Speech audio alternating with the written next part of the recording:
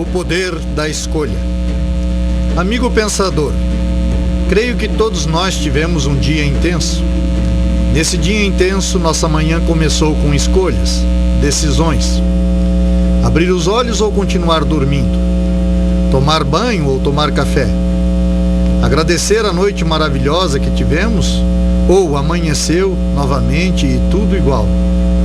Sair e não lembrar que onde eu estava tinham mais vidas?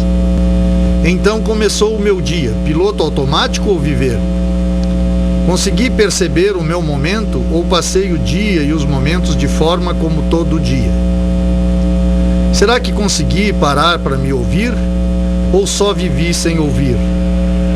Consegui ver com meus olhos verdadeiros ou com os olhos dos outros? Que tipo de barulho eu ouvi?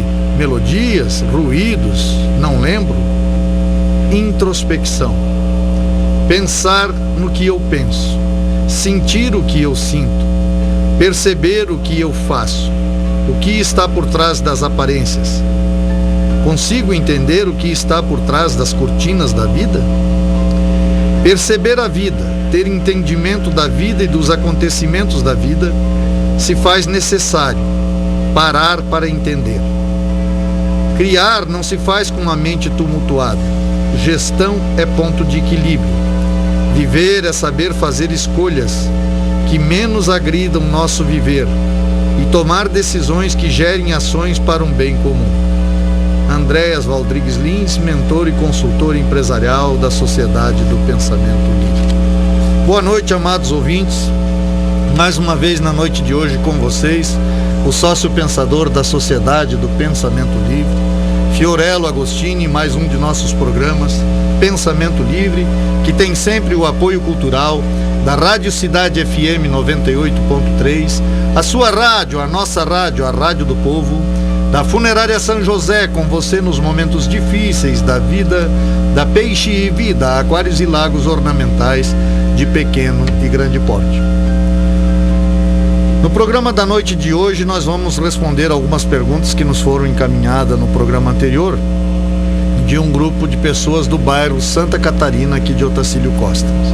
Mas antes eu gostaria de ler um artigo que saiu na Sociedade do Pensamento Livre, no dia de hoje, colocada pela sócia pensadora Karine Cardoso, que me chamou bastante atenção. E ele nos diz o seguinte: a cerca. Era uma vez um menino com temperamento muito forte. Seu pai deu-lhe um saco de pregos, dizendo-lhe que cada vez que ele ficasse enraivecido, pregasse um prego na cerca do fundo da casa. No primeiro dia, o garoto pregou 37 pregos, mas gradualmente ele foi se acalmando. Descobriu que era mais fácil segurar seu temperamento do que pregar os pregos na cerca. Finalmente chegou o dia em que o garoto não se enfureceu nenhuma vez. Contou ao pai o que havia sucedido.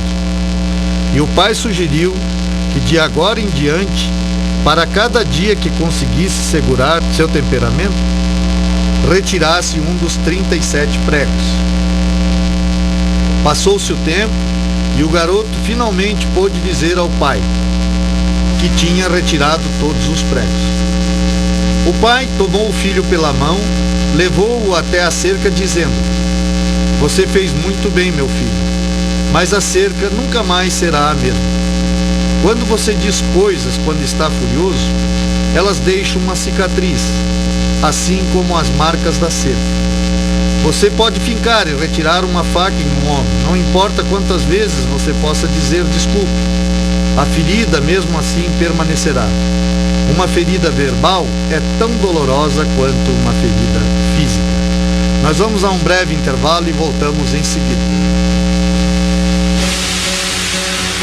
Peixe Vida Aquários e Lagos Ornamentais é uma empresa que vem agregando valores e humanizando clientes. Através do projeto Execução de Aquários e Lagos de Grande Porte, atendemos nos 3 estados do Sul: Paraná, Santa Catarina e Rio Grande do Sul. Visite nosso site peixevida.com.br. Peixe Vida, há 30 anos dedicados à vida. Avenida Belisário Ramos, 5.194, Centro de Lages. Fone 32 24 05 59. Funerária São José. Matriz Lages. Fone 49-3224-4124. Filiais Correia Pinto, Ponte Alta do Norte, Timbó Grande, Brunópolis, Tangará e agora em Otacílio Costa no fone 3275-2087. É nos momentos difíceis da vida que necessitamos de amparo. Funerária São José, ao seu lado nas horas difíceis da vida.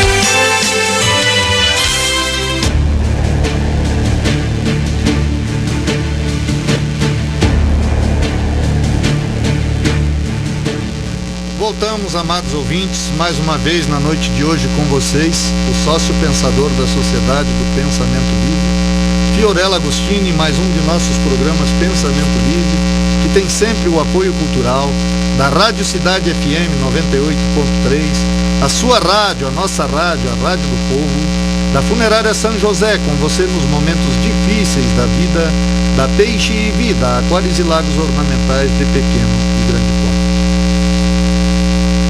Nesse artigo que li anteriormente, fala um exemplo das feridas deixadas ao longo da vida, que de certa forma não cicatrizam. Eu diria que essas feridas difíceis de cicatrizar, de fato, são aquelas que são feridas com essa espada chamada língua, né? Que muitas vezes é usada de forma indevida e causam cicatrizes profundas, difíceis de ser retirado uma vez dito. Eu dizia sempre nos programas anteriores que todos nós temos uma qualidade fantástica, que é o nosso senso crítico, e ele é extremamente importante, porque é a partir desse senso crítico que nós fazemos as nossas escolhas ao longo da vida, das pessoas que queremos como amigo, ou queremos próximo, aquelas que queremos ficar mais ausentes. E dizia também que esse senso crítico faz com que a gente sempre faça uma avaliação prévia das pessoas, logo que se conhece essas pessoas. No entanto, essa avaliação seria prudente que a gente guardasse para si mesmo, porque às vezes podemos fazer avaliações equivocadas e fazer pré-julgamentos equivocados. E quando nós colocamos essas avaliações prévias que fazemos, às vezes levantamos questões que não são verdadeiras relacionadas a essas pessoas. E isso efetivamente causa feridas, cicatrizes profundas e difíceis de ser curadas posteriormente. Portanto, é muito bom que a gente tenha o senso crítico para fazermos as nossas avaliações e as nossas escolhas ao longo da vida. Mas o mais importante, eu diria, é que se tenha prudência em relação a expor aquilo que se avalia, né? Porque às vezes a gente pode se surpreender, como disse no programa anterior. Às vezes fazemos uma avaliação equivocada das pessoas. E quando conhecemos ela de forma mais plena, percebemos que fizemos um juízo errado em relação a esta ou aquela pessoa. Então, portanto, esse cuidado vai nos ajudar muito na questão dos relacionamentos cotidianos. Os amigos aqui do grupo do bairro Santa Catarina nos enviaram as seguintes perguntas. É interessante, eu vou colocar na ordem que recebi as perguntas, mas eu até sinto vontade de colocar em ordem contrária. Gostaria de respondê-las de trás para frente, que seria de repente mais interessante. Mas a primeira pergunta nos diz o seguinte: hoje a gente percebe que somos criticados. Por mais que você elogie algo, tem sempre alguém achando um defeito. Então, como ter uma atitude sem interferência? Seja na família, entre amigos ou trabalho. Segunda pergunta: por que algumas pessoas têm personalidade decidida e outras enroladas e se deixam levar pelas atitudes dos outros? Isto é falta de personalidade? Terceira pergunta: segundo a Sociedade do Pensamento Livre, como devemos trabalhar a atitude na vida, o poder de decisão, sejam em mudanças ou posturas? É interessante, né? Eu disse que gostaria de começar respondendo a última pergunta, porque, de certa forma, as questões anteriores, elas estão diretamente ligadas à resposta da última pergunta. É interessante que quando a gente olha a sociedade de um modo geral, né, as pessoas de um modo geral, quando nós fazemos esta avaliação de terceiros, nos passa essa questão aqui colocada das duas perguntas primeiras aqui, de forma muito sábia. Por exemplo, hoje a gente percebe que somos criticados, que por mais que você elogie algo, tem sempre alguém achando um defeito. Como ter uma atitude sem interferência, seja na família, entre amigos ou trabalho? Por que algumas pessoas têm personalidade decidida e outras enroladas e se deixam levar pelas atitudes dos outros? Isto é falta de personalidade?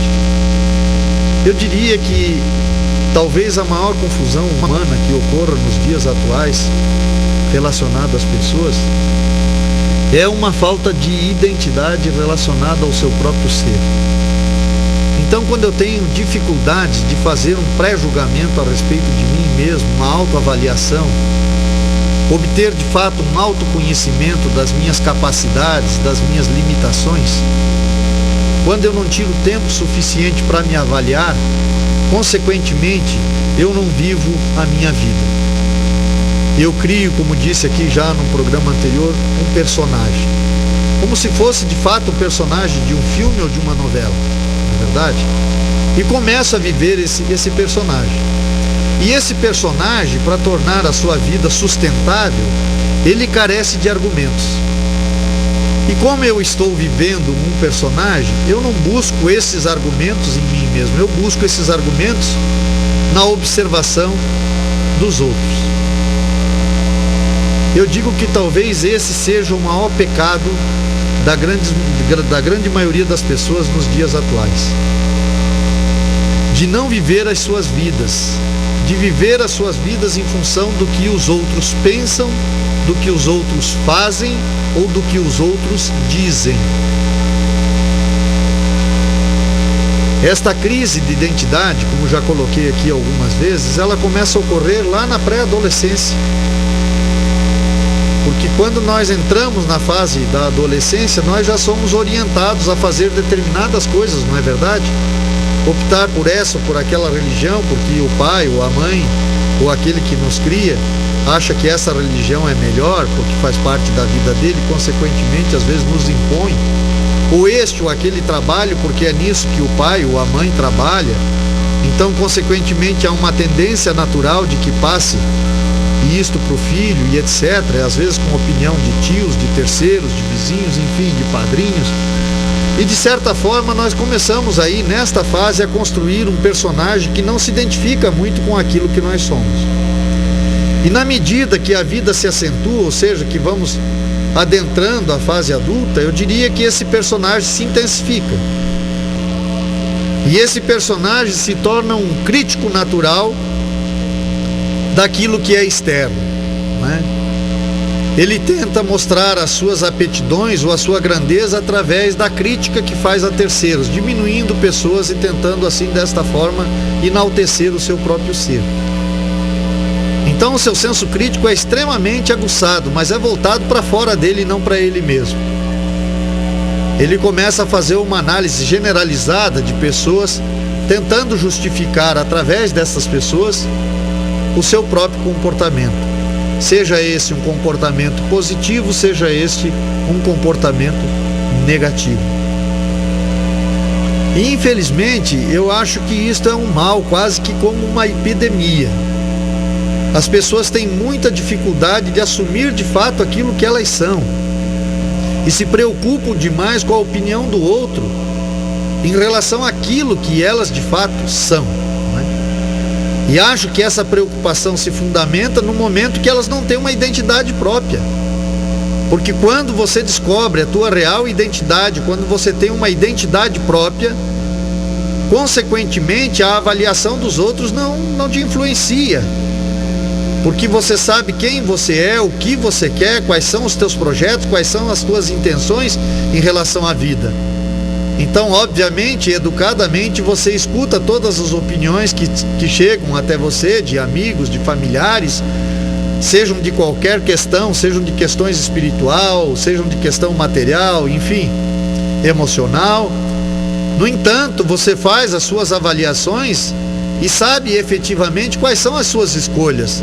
E as suas escolhas não são decorrentes destas sugestões, destas críticas feitas por terceiros, porque você conhece o caminho pelo qual você pretende trilhar. Outro aspecto interessante é que quando também eu não tenho esta identidade própria, ou seja, quando eu não sei qual é o meu caminho, qual é o meu rumo na vida, e de fato aquilo que me satisfaz e aquilo pelo qual eu acredito, devo lutar e devo viver, me surge também uma certa dificuldade, porque eu tento me colocar numa posição de convencer terceiros a acreditar nas minhas próprias convicções.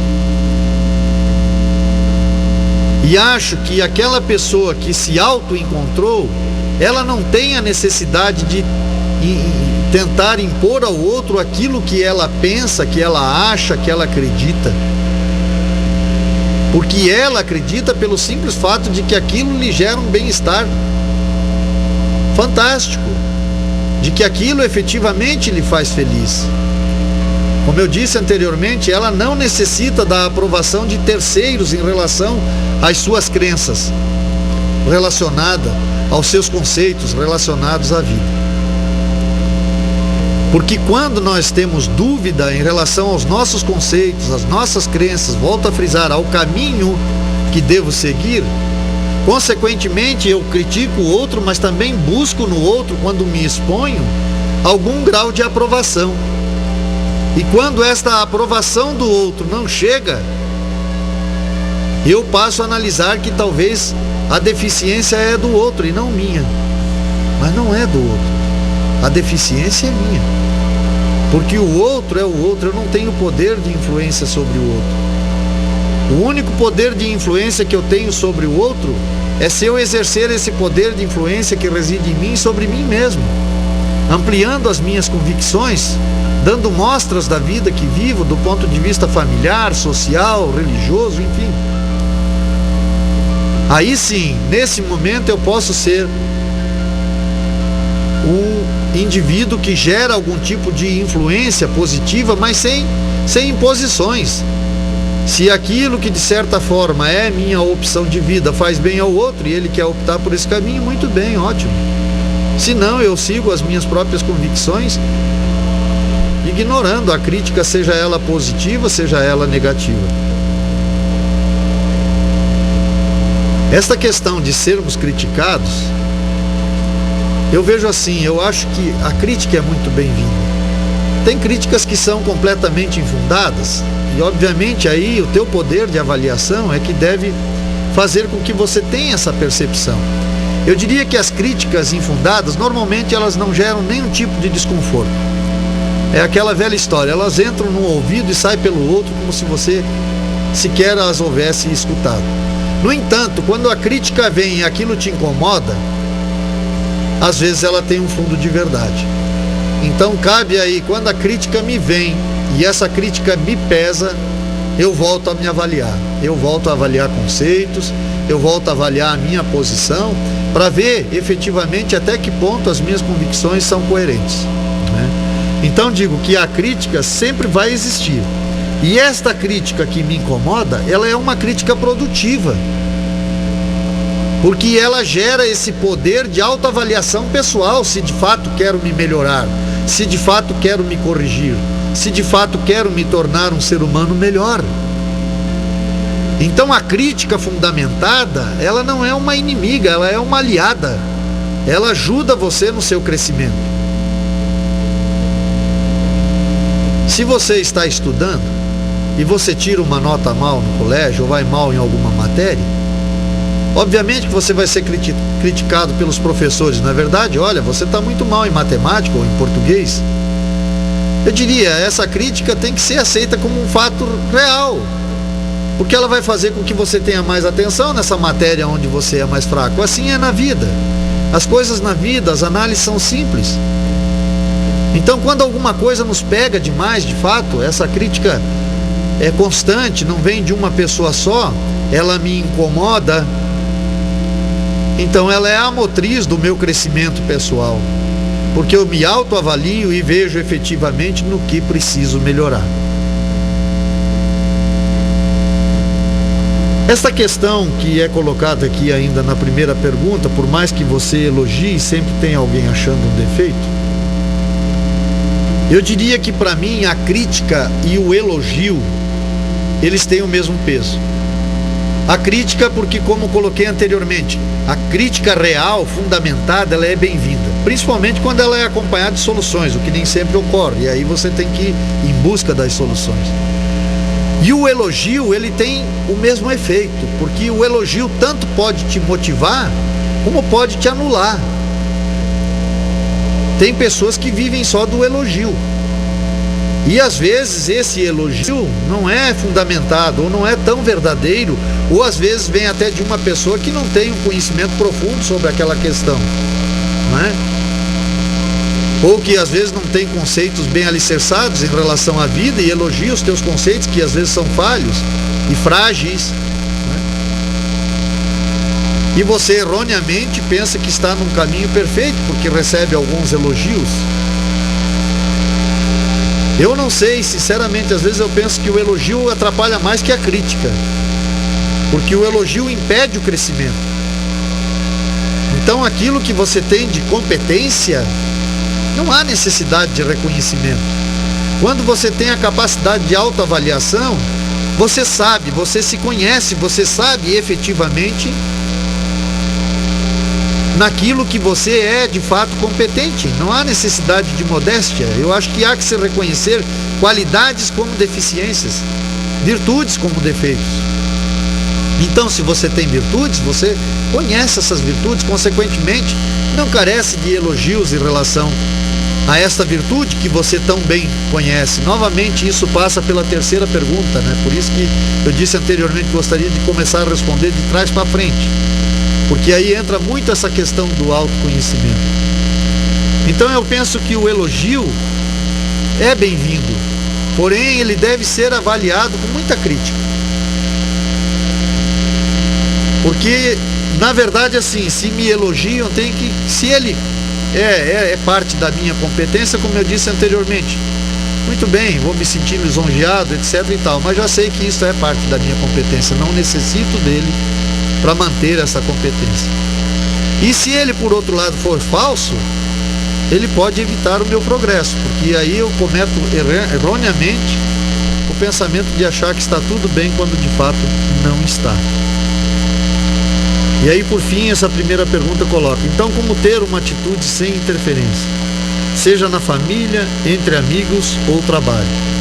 Nesse aspecto, essa terceira parte da primeira pergunta, eu vou anexar a terceira pergunta lá no final, porque eu acho que tem uma relação direta.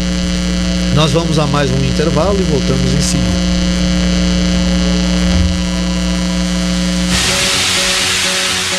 Peixe Vida Aquários e Lagos Ornamentais é uma empresa que vem agregando valores e humanizando clientes. Através do projeto Execução de Aquários e Lagos de Grande Porte, atendemos nos 3 estados do Sul: Paraná, Santa Catarina e Rio Grande do Sul. Visite nosso site peixevida.com.br. Peixe Vida, há 30 anos dedicados à vida. Avenida Belisário Ramos, 5194, Centro de Lages. Fone 32 24 0559.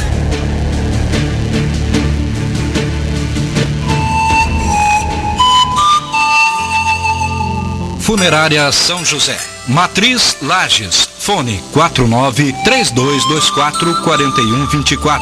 Filiais Correia Pinto, Ponte Alta do Norte, Timbó Grande, Brunópolis, Tangará e agora em Otacílio Costa no fone 3275-2087. É nos momentos difíceis da vida que necessitamos de amparo. Funerária São José, ao seu lado nas horas difíceis da vida.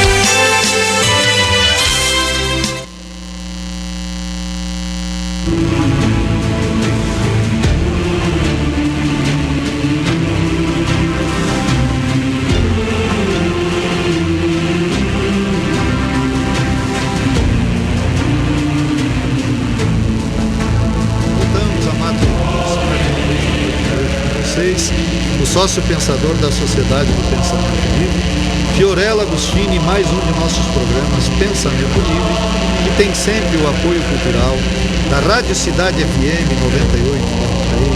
98.3, a sua rádio, a nossa rádio, a Rádio do Povo, da Funerária São José, com você nos momentos difíceis da vida, da Peixe Vida, Aquários e Lagos Ornamentais de pequeno e grande porte. Prosseguindo aqui nas respostas das perguntas do grupo do bairro Santa Catarina, aqui de Otacílio Costa, a segunda pergunta nos coloca o seguinte: por que algumas pessoas têm personalidade decidida e outras enroladas e se deixam levar pelas atitudes dos outros? Isto é falta de personalidade? Obviamente que dizer que as pessoas são diferentes é uma resposta muito simplista. Eu penso que isso tem relação com o que eu falei anteriormente, né? Dessa questão de, infelizmente, a grande parte da maioria das pessoas não vivem elas mesmas. Elas vivem aquilo que o pai disse, que a mãe falou, que a cultura ensinou, enfim, né? Aquele trabalho que traz um rendimento maior, nem sempre lhe satisfaz ou gera algum tipo de prazer. E isso gera graus de satisfação relacionada à vida enormes. E, consequentemente, fica difícil de você fazer uma análise genérica ou até individualizada das pessoas, porque é complicado. Como é que você vai analisar? Pense você comigo que está me ouvindo. Como é que você vai analisar um personagem? Eu acho que aí cabe bem o paralelo do ator. Você pega pessoas que são ótimas na vida real, que de repente representam lá no filme um personagem mau, que comete um monte de coisas erradas. No entanto, você sabe que aquela pessoa não é aquilo, ela é uma pessoa normal. Do ponto de vista genérico, na sociedade do pensamento livre, nós defendemos que a essência humana de todo ser humano, porque acreditamos efetivamente que somos criaturas advindas de um mesmo Criador, e não haveria senso de justiça se esse Criador não nos criasse com aptidões similares no sentido desta essência a qual a sociedade do pensamento livre se refere. E acreditamos que o ser humano é dotado da essência do bem, que o mal é contingente ou opcional, assim como citei o exemplo do personagem. Então nós nascemos efetivamente para fazer o bem. Se fala muito da inocência da criança, não é verdade? Mas olha como a criança é sincera, olha como a criança é inocente. Por quê? Porque a criança não vive um personagem. A criança realmente vive o momento dela, no momento em que ela está vivendo. Se ela está brincando, ela está brincando. Se ela não gosta, ela não tenta ser agradável. Ela simplesmente diz que não gosta. Ela expõe a sua opinião de forma sincera, né? No entanto, na medida que ela vai se tornando adulta, o que ela aprende? Aquilo que todos nós aprendemos. A nem sempre ser tão honesto, não é verdade? Porque a situação não condiz, porque a situação não permite. Então nós nos tornamos o quê? Agradáveis, entre aspas, né? E nesse agradável, levamos um mundo de desonestidades e mentiras, né? Olha como você está linda hoje, não é verdade? Muitas vezes isso é totalmente falso, né? A vontade de dizer, não, teu cabelo está feio, você fez uma pintura ruim, não é verdade? Vocês mulheres que me escutam, né? E isso, de certa forma, é danoso, porque isso não é só quando nós somos agradáveis às outras pessoas, colocando opiniões não tão sinceras, que nós usamos isso. Nós usamos isso também na nossa vida. Nós vivemos uma vida, de certa forma, ou tanto quanto desonesta conosco mesmo, não com o outro. Trabalhamos naquilo que não gostamos. Temos amigos que não gostamos e mantemos esta relação de amizade. Vivemos, às vezes, numa cidade que não gostamos. No entanto, somos incapazes de nos aventurar a mudar de lugar. E uma série de coisas que fazemos contrariando o nosso desejo mais íntimo. Então, numa análise genérica, o ser humano é bom. O ser humano é aquilo que nós vemos na criança. É sinceridade, é bondade, é incapacidade de fazer o mal. Porque a criança começa a se tornar mal, volta a frisar, no momento da pré-adolescência, ali ela já começa a aprender o mundo da maldade e assim por diante. Então nós acreditamos que a essência do ser humano é boa, que o mal é opcional ou contingente. Opcional quando nós sabemos que aquilo está errado e optamos por continuar agindo daquela forma. Contingente quando não somos orientados adequadamente desde os primórdios da nossa infância e temos uma vida mal construída e deturpada, e aí optamos por ações equivocadas sem muito consciência de que estávamos cometendo um equívoco. No entanto, a grande esperança, e principalmente a grande esperança da sociedade do pensamento livre, é que as coisas não precisam permanecer da forma que são. Quer dizer, sempre existe uma possibilidade de se fazer algo a respeito. E este algo a respeito é começar a trabalhar com as pessoas e tentar despertar nela esse bem que reside em cada um, em cada ser humano, e demonstrar que cada ser humano tem efetivamente nessa engrenagem chamada sociedade humana um grau de aptidão tremendamente necessário, e que quando ele descobrir qual é a sua parte nessa engrenagem, ele vai se sentir mais pleno, mais feliz, vai estar mais de bem com os seus semelhantes, porque cada ser que se encontra em si mesmo começa a estabelecer uma convivência pacífica com os demais. Não porque tenha perdido o seu senso crítico. Ele ainda sabe onde está errado, quem está errado. No entanto, ele também sabe que outrora talvez ele também tenha sido assim. Consequentemente, ele aceita o outro mesmo na sua falta de aptidão, porque é a única forma, melhor dizendo, que se tem de alcançar o outro. Não é verdade? É através da aceitação e do despertar no outro que somos criaturas de um mesmo Criador, e que o bem é um componente integral do ser, e que quando nós despertamos para este bem que reside em cada um de nós e que é componente das nossas ações ao longo da vida, estabelecemos uma convivência pacífica primeiro consigo próprio e consequentemente com o seu semelhante.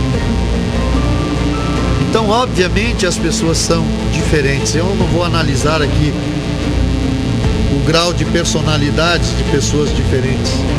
Se são enroladas, como diz aqui, se são levadas pelas atitudes dos outros, se há uma falta de personalidade.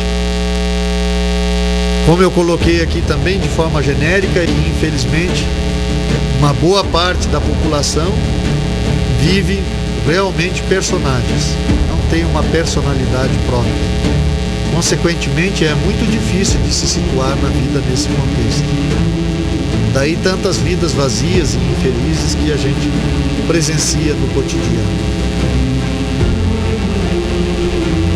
A terceira pergunta nos coloca o seguinte: segundo a sociedade do pensamento livre, como devemos trabalhar atitude na vida, poder de decisão, seja em mudanças ou em posturas? Aí é interessante que nessa pergunta aqui está o propósito para o qual a sociedade do pensamento livre efetivamente existe.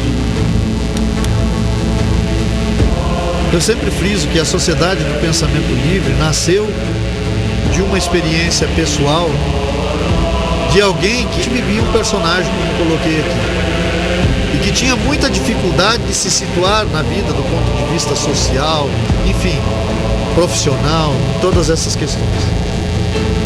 E esta questão da prática introspectiva, individualizada, começou a despertar nesse ser esse encontrar-se, situar-se em relação à vida. Mais tarde se somaram mais pessoas, e essas pessoas também, diante da prática introspectiva, começaram a encontrar-se em relação à vida. Nós damos exemplos no livro Sociedade do Pensamento Livre, de pessoas que praticavam determinadas profissões e que através da introspecção se perceberam no lugar errado, fazendo a coisa errada, que aquilo não lhe trazia nenhum tipo de prazer. Então muitas pessoas tiveram um encontro consigo mesmo.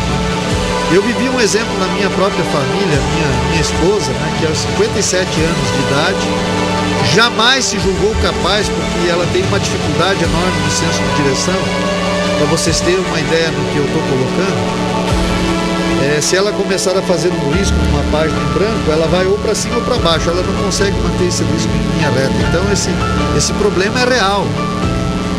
E ela não se julgava capaz de tirar a carteira de motorista, porque como que uma pessoa que tem dificuldade real com senso de direção vai poder se tornar motorista e tal? No entanto, a partir da introspecção, ela despertou em si que era um desejo que havia nela de superação interior, e ela começou a exercer a introspecção e aumentar a sua prática espiritual.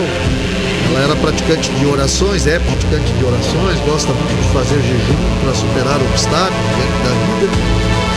E aos 57 anos ela conseguiu efetivamente se transformar numa condutora de veículos habilitados. Eu sei que parece um exemplo piegas, mas não é. Porque o grau de realização que eu vi ali, o grau de felicidade, de alegria, é incomensurável.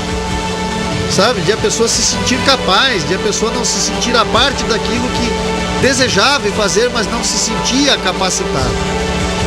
Então, o que é isto? Uma ausência de conhecimento real, até relacionado à sua capacidade ou à sua limitação.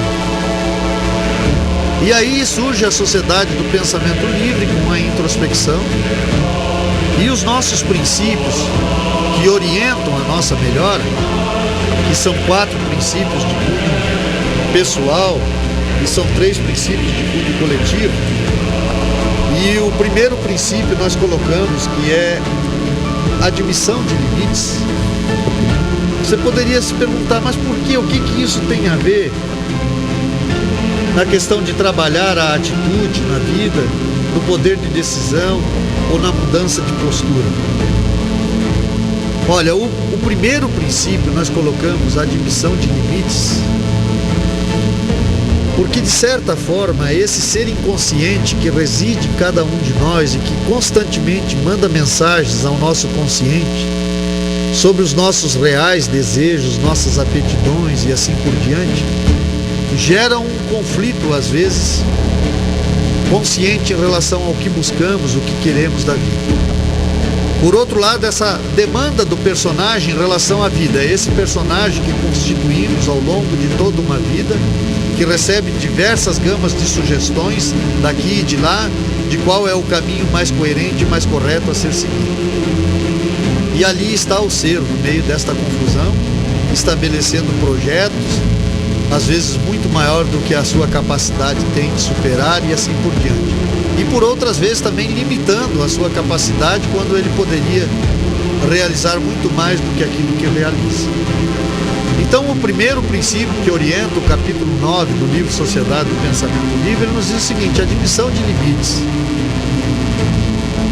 E dentro desse primeiro princípio nós colocamos que na vida, em qualquer parte do planeta, seja lá na selva, seja o ser civilizado, enfim, o ser humano só tem 2 limites.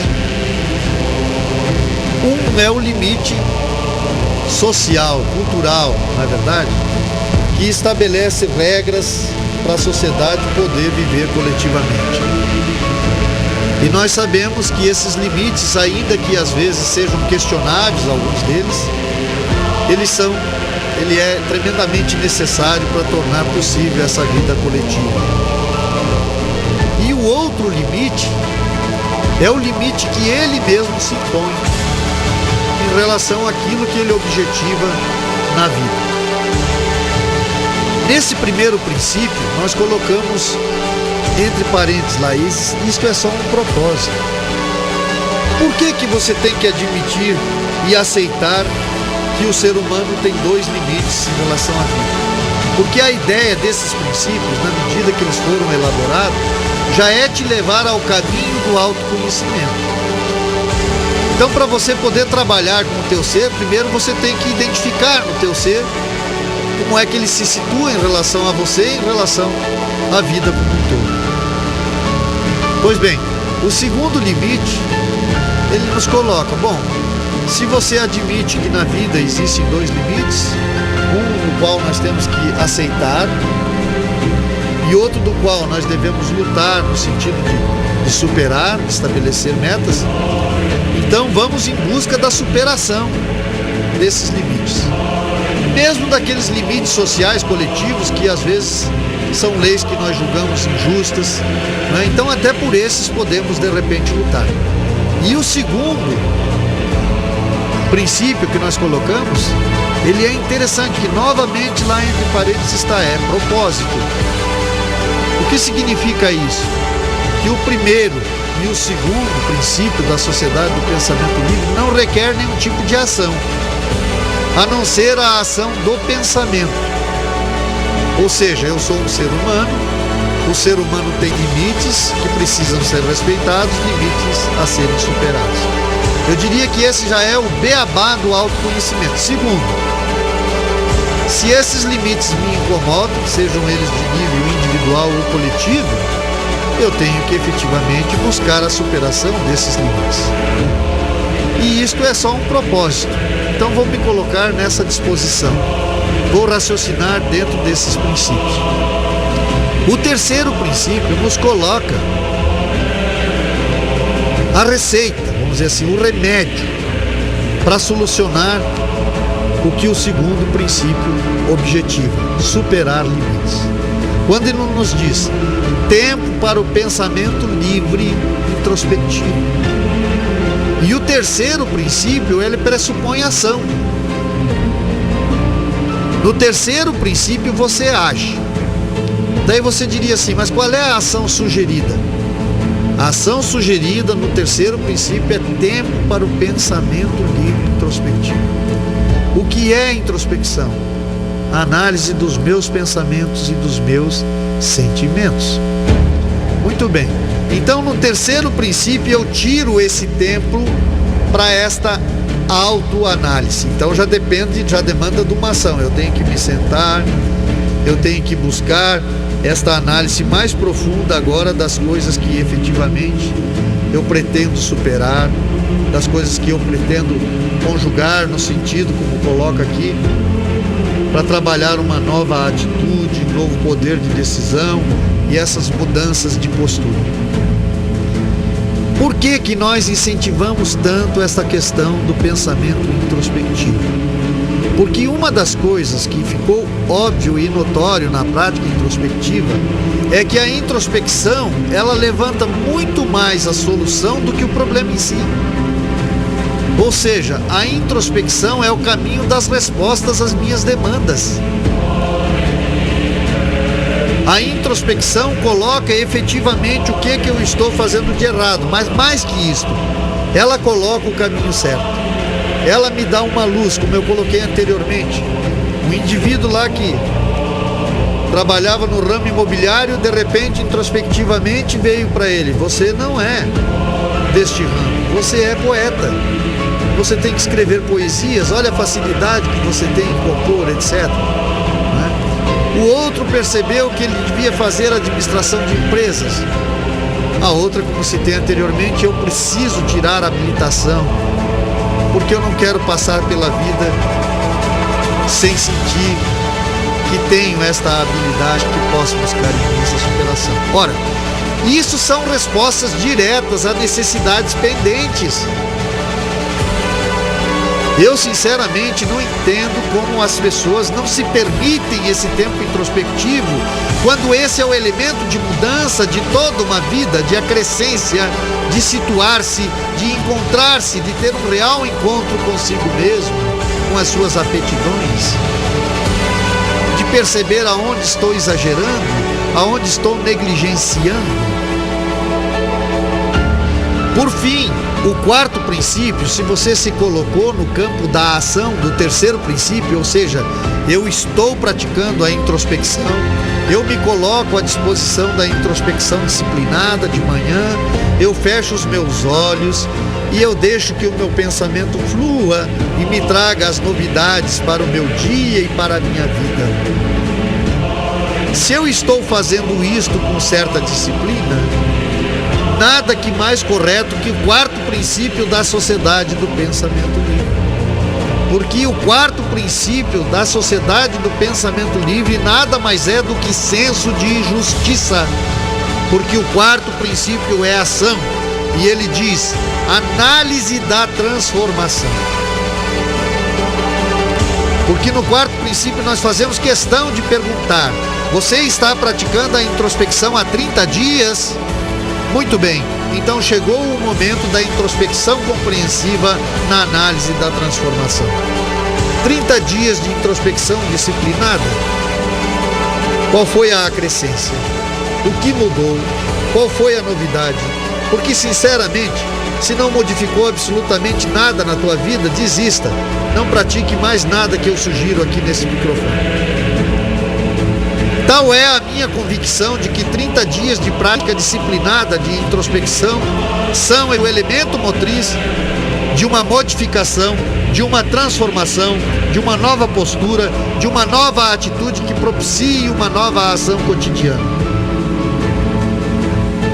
Que ele institua o poder de decisão tão necessário neste constante sim ou não que vivemos desde a hora que despertamos até a hora de deitar.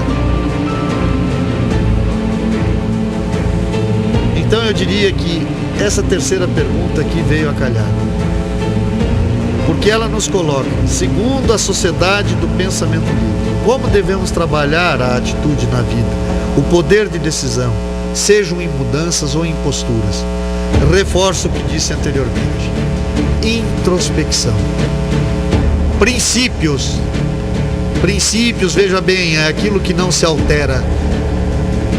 E os 4 princípios da sociedade do pensamento livre, de certa forma, já são componentes do ser humano, mas nós fazemos um uso inadequado deles. Quem ainda não percebeu o princípio 1, que a vida dispõe de limites, tanto do ponto de vista individual quanto coletivo? Quem ainda não se perguntou se não é hora de superarmos esses limites, que às vezes atravancam a sociedade coletivamente e por horas atravancam a minha vida pessoal? Quem ainda não tirou um tempo para o pensamento livre, introspectivo mesmo sem ter consciência disso? Quem não parou para pensar sobre si próprio, sobre a sua vida, nos relacionamentos, na profissão, naquilo que está objetivando ao longo da vida, na família, nas relações familiares? Ora, isto é introspecção. O que nós estamos buscando é acentuar isso de forma disciplinada para extrair disso um resultado do 4º princípio. Quem não se analisa? Quem não se pergunta?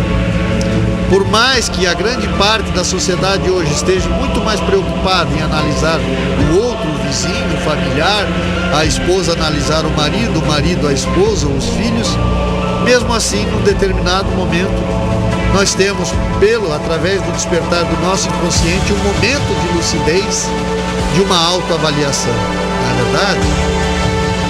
De uma autoanálise.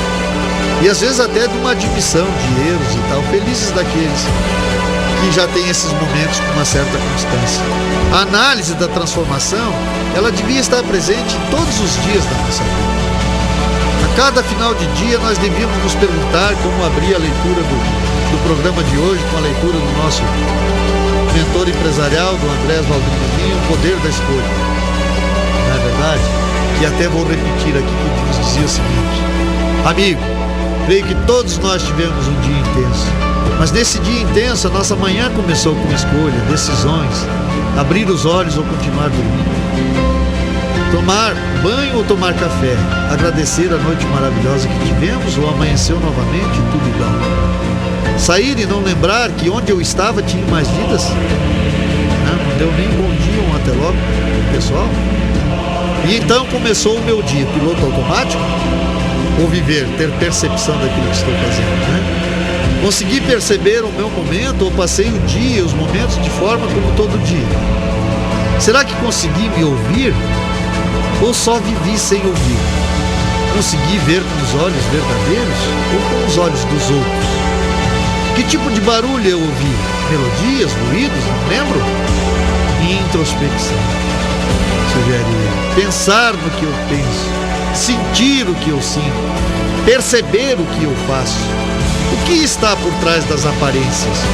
Consigo entender o que está por trás das cortinas da vida? Perceber a vida, ter entendimento da vida, dos acontecimentos da vida? Se faz necessário parar para entender. Criar não se faz com a mente tumultuada. Gestão, e aqui ele está se referindo à gestão pessoal, é ponto de equilíbrio. Viver é saber fazer escolhas que menos agridam nosso viver e tomar decisões que gerem ações para um bem comum. Esse trecho realmente é fantástico e espero que nos leve a pensar mais uma vez sobre a importância de pararmos para esse momento introspectivo que, como eu disse anteriormente, pode ser um elemento agregador de uma vida satisfatória. Nós vamos para mais um intervalo e voltamos para o nosso último bloco na noite de hoje.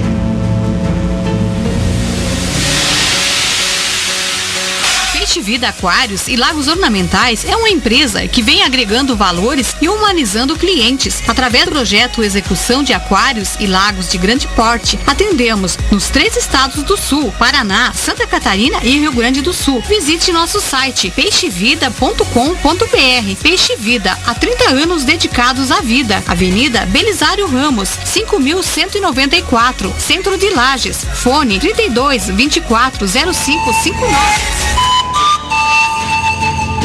Funerária São José, Matriz Lages, fone 49-3224-4124. Filiais Correia Pinto, Ponte Alta do Norte, Timbó Grande, Brunópolis, Tangará e agora em Otacílio Costa no fone 3275-2087. É nos momentos difíceis da vida que necessitamos de amparo. Funerária São José, ao seu lado nas horas difíceis da vida.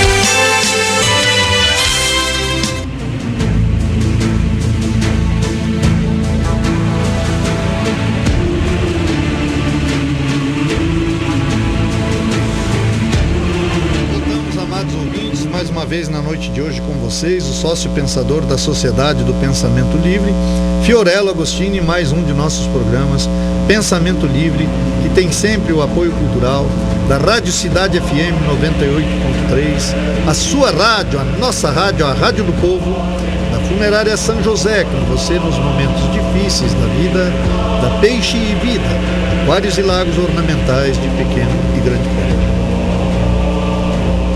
Na introdução do capítulo 9, que fala sobre os princípios na sociedade, ele diz o seguinte: os princípios que praticamos individualmente buscam dar uma luz no sentido de que cada um possa situar em si a causa do que lhe aflige e que, apesar de ter conhecimento do fato, não conseguiu superar.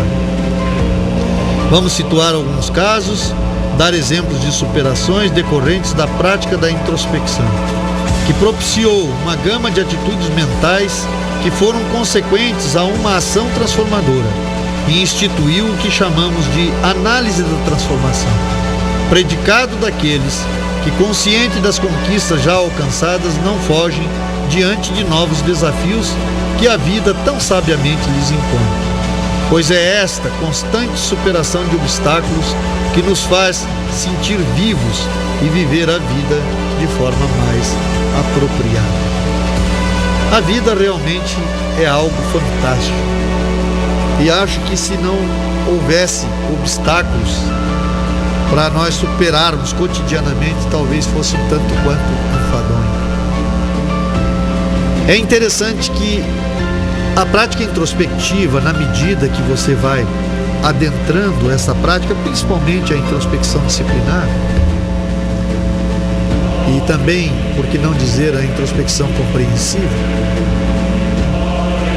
ela traz à tona coisas que anteriormente não nos eram perceptíveis. Por exemplo, quando comecei a praticar a introspecção compreensiva no sentido de fazer uma análise de coisas que eram prévias, em determinados momentos ela deixava de ser compreensiva para se tornar disciplinada, porque nós colocamos a introspecção disciplinada como aquela que surgem novos pensamentos, intuições e assim por diante. E um dos aspectos interessantes, quando eu fazia uma análise de uma série de coisas que havia previamente elaborado a respeito da minha pessoa, e isto é predicado da introspecção compreensiva, mas no momento que eu estava praticando a introspecção compreensiva, me veio um pensamento: o que realmente é importante na sua vida, filho? E aí é interessante que eu não só fiz essa experiência a nível pessoal, mas como levei para os encontros da sociedade individualmente alguns sócios pensadores, para ver até que ponto as pessoas tinham ciência daquilo que era importante nas suas vidas. É interessante que boa parte delas respondia de imediato. Outras queriam pensar um pouco para tentar situar melhor o que realmente era importante. E se a gente colocasse a pergunta de forma mais acentuada, o que é mais importante na sua vida? E aí foi tremendamente interessante, porque eu sei que parece egoísta o que eu vou falar agora, mas não é. Porque eu tive a percepção plena naquele momento de que na minha vida a coisa mais importante era a minha própria vida. E tudo aquilo que a ela está relacionado. Ou seja, se eu tenho um problema de ordem de relacionamento, ele está relacionado à minha vida. Se eu tenho um problema de saúde, ele está diretamente relacionado à minha vida. Se eu tenho um problema de ordem material, ele está diretamente relacionado à minha vida. Óbvio que isso faz com que fique notório que de todas as coisas importantes que você pensa que possa ter, você pode estar dizendo agora, não, mais importante para mim é meu filho, ou minha mulher, ou Deus, ou... Eu diria, olha, eu acho que a coisa mais importante na tua vida é a tua própria vida. Porque até a tua crença se constrói dentro da tua própria vida. E quando eu comecei a tomar a noção exata da importância disso, eu comecei a ter uma diretriz mais assertiva. Porque me tornou perceptível que a gente leva para o outro efetivamente aquilo que nós construímos em nós. Então, quando eu passo a me observar melhor, quando eu gasto esse tempo de análise do outro comigo mesmo, consequentemente eu vou me edificando e me tornando um ser melhor para o meu semelhante. Os meus relacionamentos melhoram em todos os níveis. A minha vida melhora em todos os níveis. Então, dentro desta introspecção compreensiva, dentro desse segundo princípio, que limites pretendo superar? É necessário que eu estabeleça um roteiro mínimo. Primeiro, nas coisas que são importantes. Então, já situei a minha vida.